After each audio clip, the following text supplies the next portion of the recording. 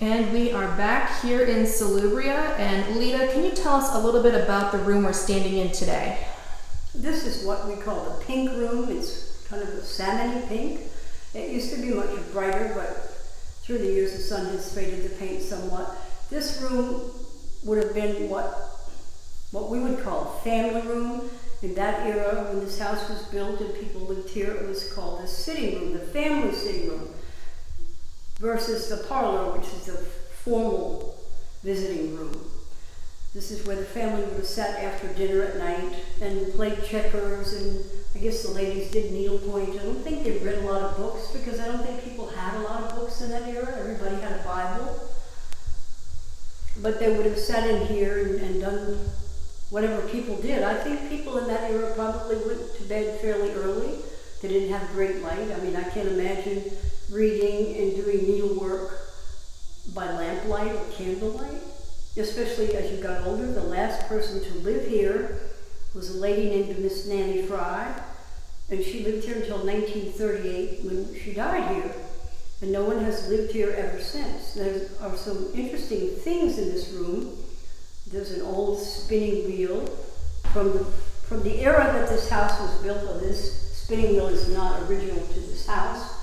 There's also a showcase over to my left that has a lot of artifacts that have been found on the property, as well as there are shingles from the roof that was put on the house in 1987. There were cypress shingles. The roof after the earthquake of 2011, these are Alaskan cedar. And various and sundry interesting things that sort of come up out of the ground when it rains. There's also a box over here with some very interesting bricks. Two of the bricks came out of the wall on the east side of the hall upstairs when they were doing the restoration work in the 1950s, and they found these bricks, and one in the brick is etched MG. The builder of this house was a man named M. Grimsley, so we think this was the builder's brick.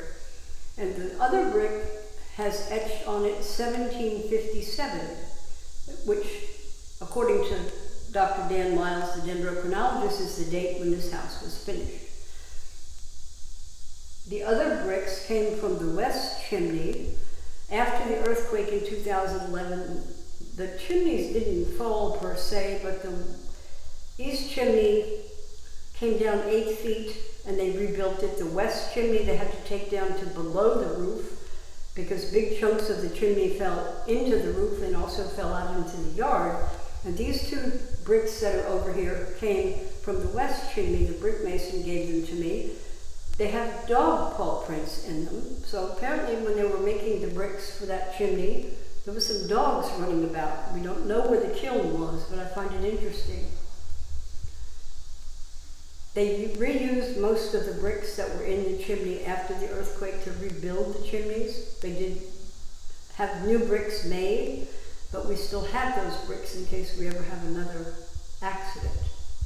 Hopefully we won't have another earthquake. This earthquake was the first earthquake since 1887. So I guess we don't get a lot of those around here. Great, well thank you so much, Leta.